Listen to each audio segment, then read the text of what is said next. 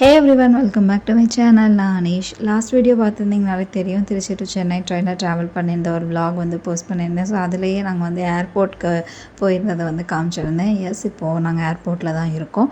So இப்போ சென்னையிலேருந்து Kuwait நாங்கள் ட்ராவல் பண்ண போகிறோம்.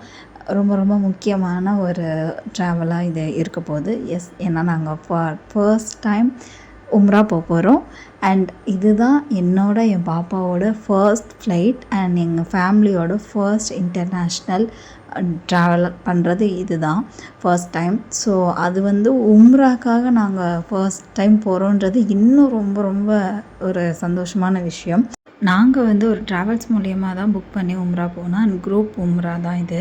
ஸோ எங்களோட ஒரு 20 to 40 மெம்பர்ஸும் வந்திருந்தாங்க. ஸோ எல்லோரும் ஏர்போர்ட் ரீச் ஆனதுக்கப்புறமா அந்த ட்ராவல்ஸ் ஏஜென்சியில் இருந்துட்டு மெம்பர்ஸ் வந்திருந்தாங்க.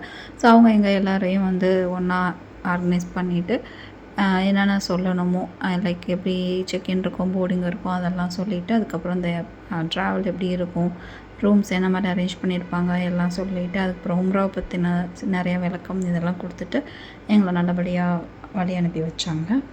அண்ட் எல்லாருமே ஃபேமிலிஸ் போகிறவங்க சென்ட் ஆஃப் பண்ண வந்தவங்களுக்கெல்லாம் ரொம்ப அது என்னன்னு தெரில, திரும்பி வருவோம் அப்படின்ற ஒரு நம்பிக்கையோடு தான் போகிறோம்.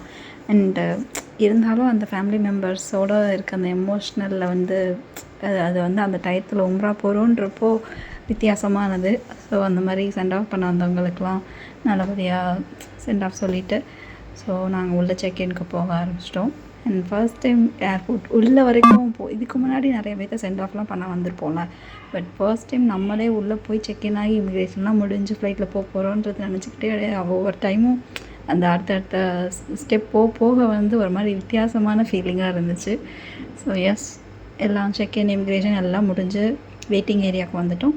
ஸோ கேட் 8 தான் எங்களுக்கு ஃப்ளைட் ஆன்போர்ட் ஆகணும். ஸோ அதுக்காக வெயிட் பண்ணிகிட்டு இருந்தோம். அண்ட் ஃபைனலி ஆன்போர்ட் ஆக போகிறோம். ஸோ இந்த சீரீஸ் ஃபுல்லாகவே உம்ரா vlog தான் இருக்க போகுது. ஸோ இன்ஷால்லா எல்லாமே உங்களுக்கு பிடிக்கும்னு நினைக்கிறேன். இது போடுறதுக்கான மெயினான ரீசன், நான் இந்த மாதிரி நிறைய பேர்த்தோட உம்ரா vlog பார்த்து தான் ரொம்ப எனக்கு இன்னும் அந்த ஆசை அதிகமாச்சு. மேபி அந்த ஆசை எனக்கு அதிகமானனாலையா என்னன்னு தெரில, அல்லாஹ் எனக்கு இவ்வளோ சீக்கிரமே அதை நாடிட்டான். அதே மாதிரி உங்களுக்கும் எல்லாருக்கும் அல்லாஹ் உம்ரா நாடணும். அது எல்லாத்துக்காகவும் நாங்களும் துவா செய்கிறோம். கண்டிப்பாக இந்த வீடியோஸ் பார்க்குறவங்க எல்லோரும் எங்கள் ஃபேமிலிக்காகவும் எல்லாருக்காகவும் துவா செய்யுங்க. ஸோ ஃப்ளைட் டேக் ஆஃப் ஆக போகுது. ஆக்சுவலாக ரொம்ப நேரம் ரெக்கார்ட் பண்ணேன், பட் ரொம்ப நேரம் அது ஆச்சு டேக் ஆஃப் ஆகுறதுக்கு. ஸோ இப்போ தான் ஆக்சுவலி ஃபைனல் டேக் ஆஃப் ஆக போகுது. ஆக்சுவலி நான் ரொம்ப ரொம்ப பயந்தேன், ஒரு மாதிரி ஏதாவது ஃப்ளைட் ஷேக் ஆகுமோ, அது ஒரு மாதிரி ரொம்ப பயமாக இருக்கும்னு சொல்லிட்டு. பட் அந்த அளவுக்கு இல்லை, ஒரு டிஃப்ரெண்ட் ஃபீலிங்ஸ் இருந்துச்சு. பட் ரொம்ப ரொம்ப சூப்பரான ஒரு எக்ஸ்பீரியன்ஸ் அது.